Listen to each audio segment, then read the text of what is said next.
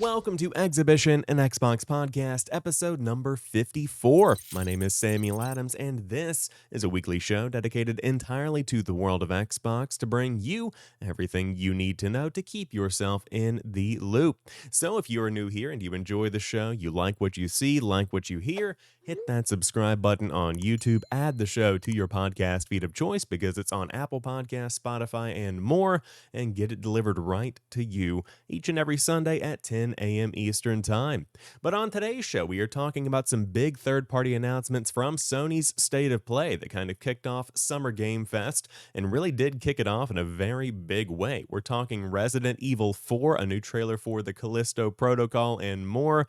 Very big stories coming out of that one. Additionally, also coming out of State of Play, Street Fighter is returning to Xbox. We'll talk more about that and what that means in the long run for this legendary franchise on the platform. We also have some details on some new Warhammer projects, the official name of a new Dragon Age game that's coming out, and more. So without further ado, let's go ahead and dive into it. Summer Game Fest is officially underway. It is E3, but not E3. It is Gamer Christmas, whatever you want to call it. That season of the year has officially arrived, and man, does it feel good. And everything started with Sony's State of Play on Thursday, June the 2nd, that dug into a lot of third-party content coming to PlayStation 5 as well as other platforms. But additionally, you also saw some PC ports, specifically Spider-Man and Spider-Man Miles Morales, and on top of that, some PlayStation VR 2 information. And if you want to learn about everything from yesterday's show, head over to the PlayStation Trophy Room. Those guys do a fantastic job of covering the news and having some great conversations as well. Go check them out. Shameless plug, hashtag ad. Just kidding. I'm hashtag not paid. But all of that to the side, there was also some news very relevant to the world of Xbox because some of these third-party games are also going to be some of the biggest games in the Xbox lineup over the course of the next year. After seeing the delays of Starfield and Redfall, Xbox is leaning heavily on third-party content to really support its library over the course of the next year as Microsoft continues to beef up that first-party support and really hit that cadence of quarterly AAA releases. So, let's dive into some of the biggest news from yesterday's Sony State of Play relevant to the world of Xbox. And first, we have the Resident Evil 4 remake, a release date of March the 24th, and a confirmation that it is going to be coming out on next-gen consoles exclusively. This news comes from Dustin Bailey over at Games Radar that writes, the long-rumored remake will launch across PS5, Xbox Series X and S, and PC. No last-gen versions have been announced. Sony and Capcom say support for PSVR 2 is also in development. The studio also announced PSVR 2 support for Resident Evil Village. Capcom says in a blog post that this remake will deliver, quote, truly next-gen visuals, modernized gameplay, and a reimagined deeper storyline while faithfully preserving the essence and maintaining the legacy of the original, end quote. While we might be seeing plenty of new elements, the gameplay trailer shows a lot of familiar pieces too, with Leon Kennedy's iconic encounter with Ganado Village at the start of the game. There look to be quite a few more nighttime scenes than in the original, hinting that there could be a bigger focus on horror. The remake is being developed in the same RE engine that has powered all of the recent entries in the series. This thing looks great. Now, I'm a big fan of the recent remakes of Resident Evil 2 and Resident Evil 3. I think those are done phenomenally well. And on top of that, I think they pair well with this new generation of Resident Evil that we see with Resident Evil 7 and Resident Evil Village.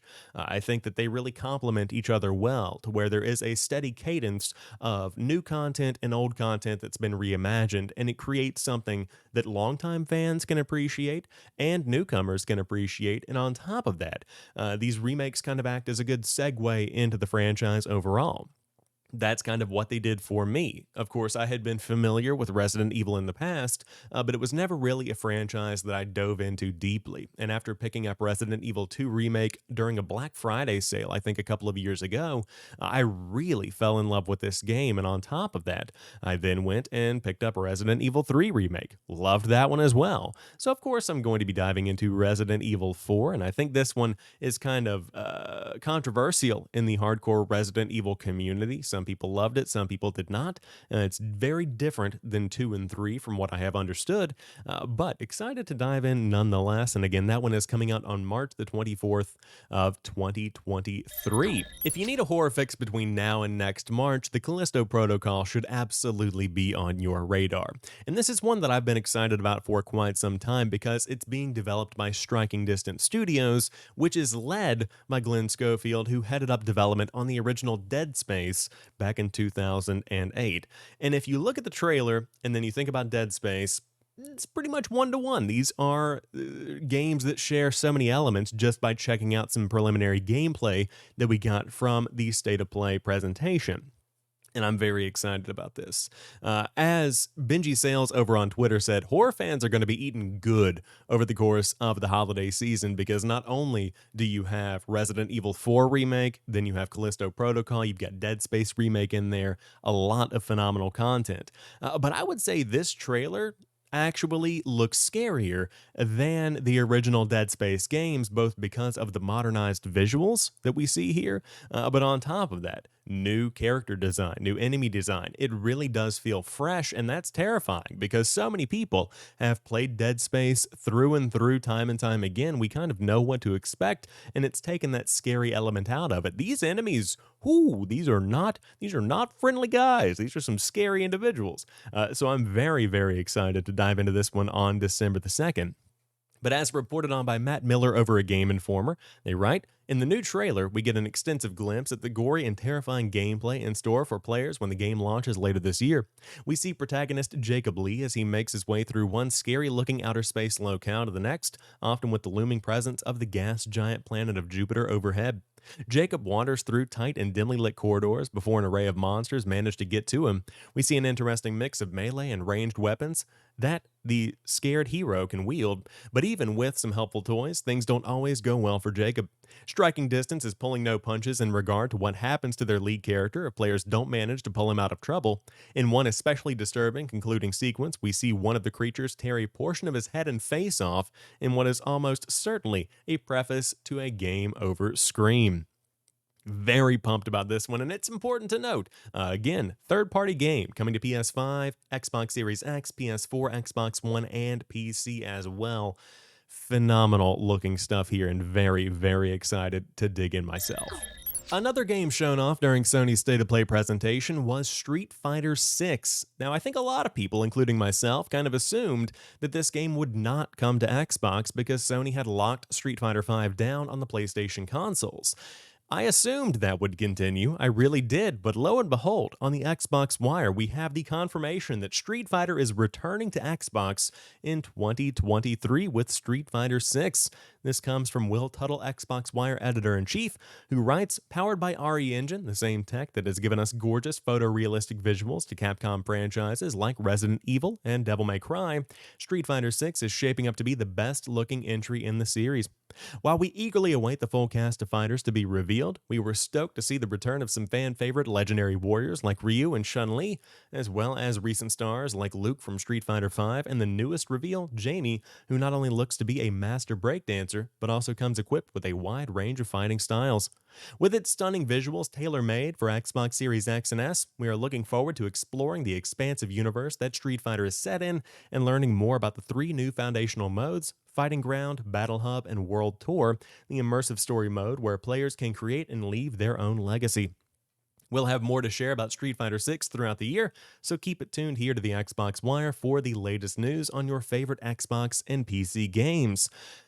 Really interesting gameplay here, first and foremost, because this is not going to just be tied down to that traditional fighting game approach of character select screen, they fight, you return to the character select screen. Of course, there have been some story modes in the past, but this seems to be taking more of the NBA 2K approach, where you go out, you build your own story, you leave your own legacy. It's that kind of thing.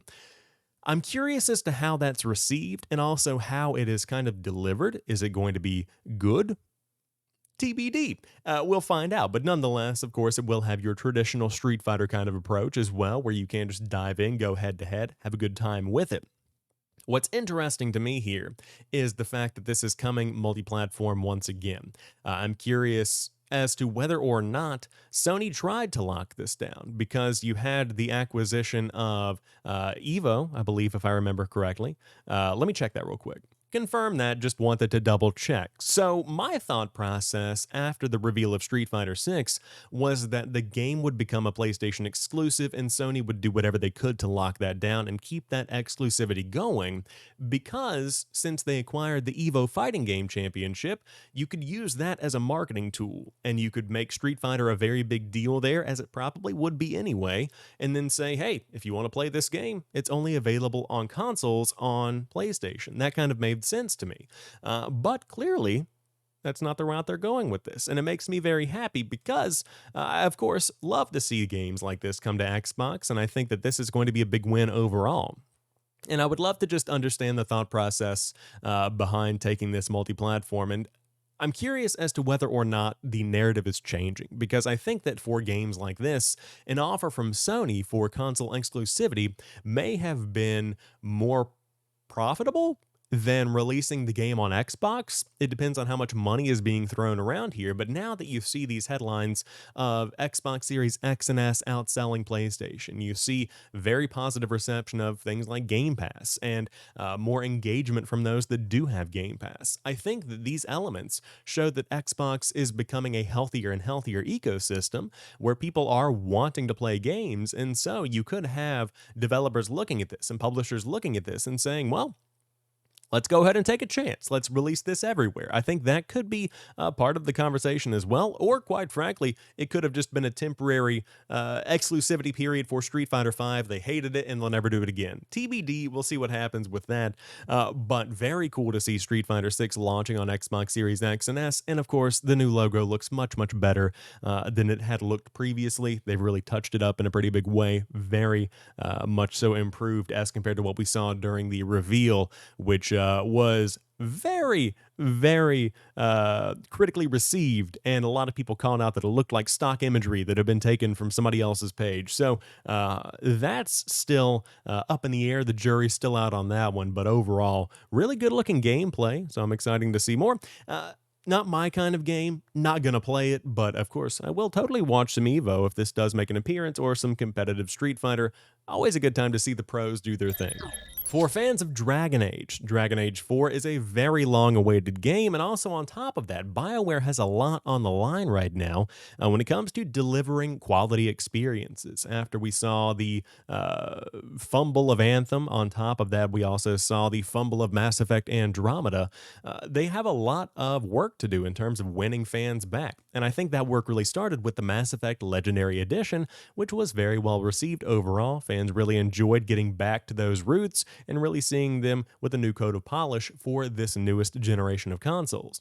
But now, we have a couple of more details on the next Dragon Age game. It's now called Dragon Age Dreadwolf. Our next game now has an official name, BioWare writes on the BioWare blog. We know you have anxiously awaited new details, and today we are excited to reveal the official title of the next adventure across the lands of Thedas, Dragon Age Dreadwolf. Who is the Dreadwolf?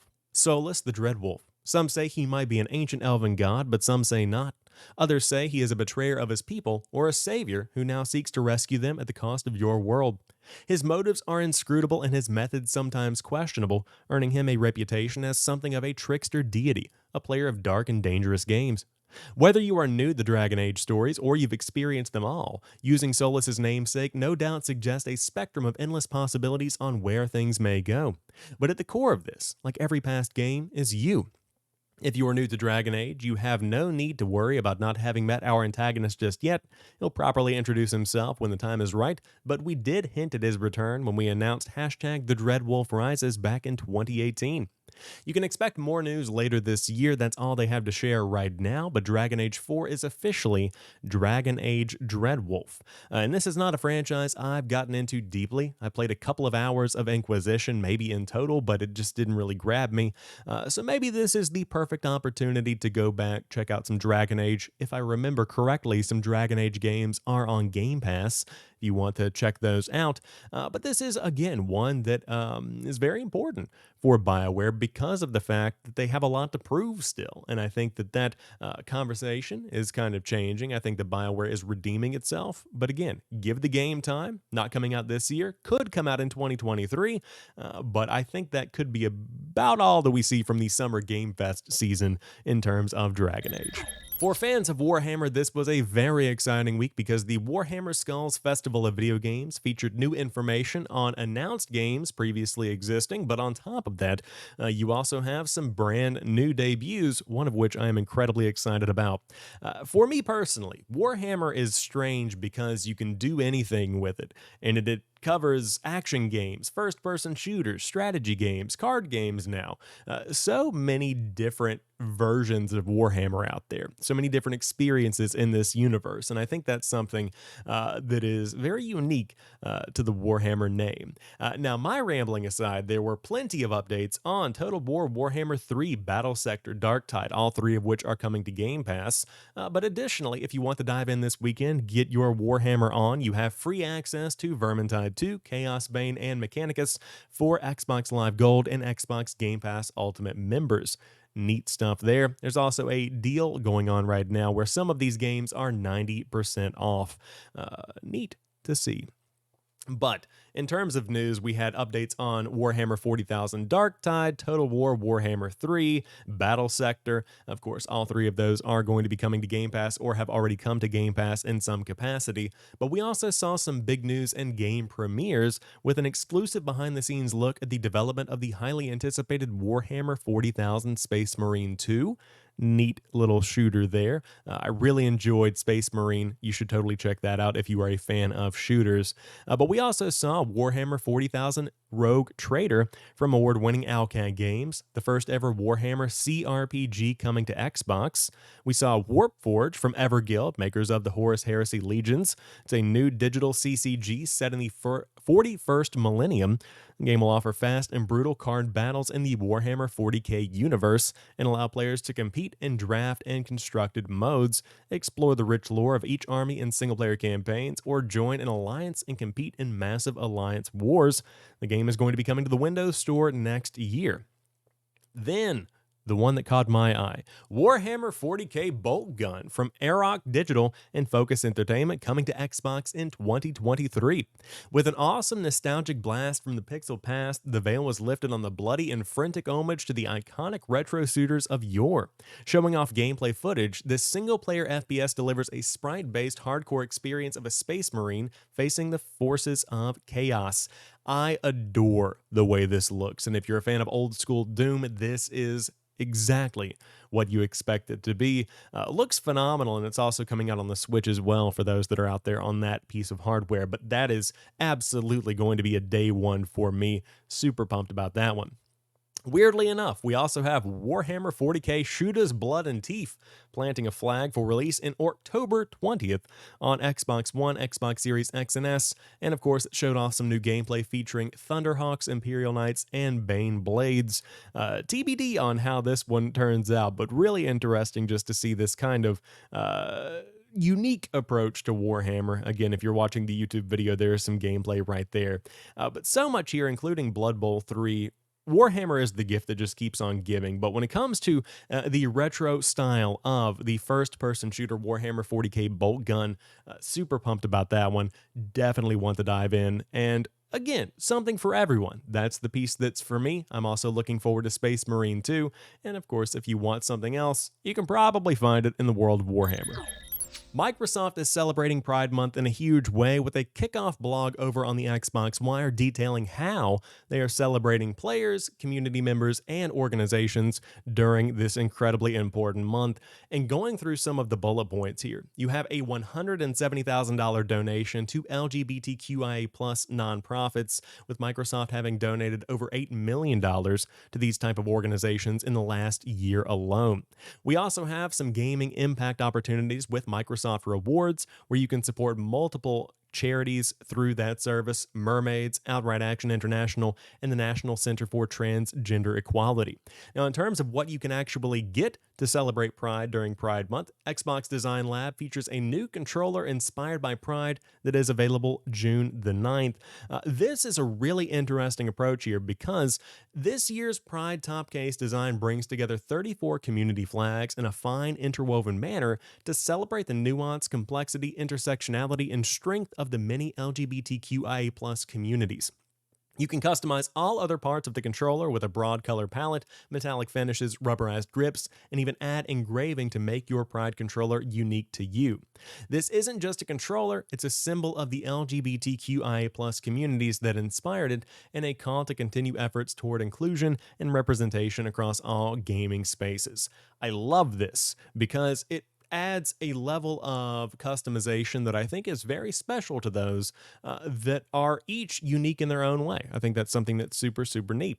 And of course, there's also Xbox Pride gear celebrating games, the console. We have some Halo gear as well, so you can head over to the Xbox Gear Shop where they're celebrating Pride Month in a big way. Now, in terms of what you can actually see in-game, Xbox Game Studios Publishing has Tell Me Why available for free in June, along with a charity live stream, so you can go over and check that one out for free. If you're a fan of storytelling games, story-based games, that kind of thing, you're really going to enjoy that one from Don't Nod Entertainment. There's also 343 Industries celebrating Pride with a new Unity emblem and nameplate in Halo Infinite. Forza Horizon 5 has a new livery as well. Microsoft Casual Games also has a t-shirt with some Pride Solitaire cards there. Really cool stuff in general. And of course, they have a spotlight from the LGBTQIA+ community on the Microsoft Store. So tons of ways they're celebrating Pride over at Xbox. Awesome stuff to see. And I'm so happy for everybody that's able to celebrate this month as well. To round out today's show, some new additions are coming to Xbox Game Pass, a couple of which are out now, some of which are coming throughout the month of June. Now, it's important to note, we have the Xbox and Bethesda Game Showcase coming up. It's highly likely that you are going to be seeing a couple of more games in the next few weeks, so keep that in mind as we look at this six-piece lineup here. Some of these we knew about, some of these are net new, but first we have For Honor Marching Fire Edition coming to cloud, console, and PC on June the 1st. Ninja Gaiden Master Collection also came on June the 2nd to console and PC. Assassin's Creed Origins is coming to the service on June the 7th across cloud, console, and PC, and it's important to note this game just received a 60 FPS update direct from Ubisoft, which means it's never looked or run better. If you haven't played Origins, you absolutely should. I would go so far as to say it could be my favorite Assassin's Creed game. I love this one. So definitely check that one out if you have not done so already. Also coming on June the 7th, we have Chorus on cloud, console, and PC, aside Disc Room and Space Lines from the Far Out, all of which are coming to the service. And then, of course, you have Space Lines from the Far Out coming on day one there. Very good lineup here, I think, personally. And so if you do want to dive in, you absolutely should check these out. And again, I think the latter half of June is going to be packed with plenty of new games coming to the service as well. Now, for those diving into Assassin's Creed on day one, Assassin's Creed Origins Deluxe Pack is going to be coming as an ultimate perk on June the 7th, adding a couple of new missions, legendary weapons, a legendary shield, and some ability points there as well to kind of kickstart your journey alongside some other ultimate perks as well. Leaving on June the 15th are Darkest Dungeon, Dungeons & Dragons Dark Alliance, Greedfall, Limbo, and Worms Rumble. Again, some come, some go. That's the nature of the beast when it comes to these subscription services. But again, I think the latter half of June is going to be packed with new experiences that are outside of the scope of these six. So stay tuned. I'm sure we'll have more to share in the weeks ahead. But that wraps up this week's episode of Xhibition, an Xbox podcast. If you enjoyed the show, you like what you see or what you hear, hit that subscribe button on YouTube and add the show to your podcast feed of choice to get it delivered right to you each and every Sunday at 10 a.m. Eastern Time. But in the comment section down below, let me know what game caught your eye from this week's announcements or what you are looking forward to seeing whenever we get the full Summer Game Pass lineup in the next couple of weeks, incredibly exciting time of year, and I am very much so looking forward to talking to you all about it in the weeks and months ahead as we gear up to the launch of some of these games in the late 2022 season and early 2023. But until next time, you guys have a fantastic rest of your week. I'll talk to you soon, and keep on playing.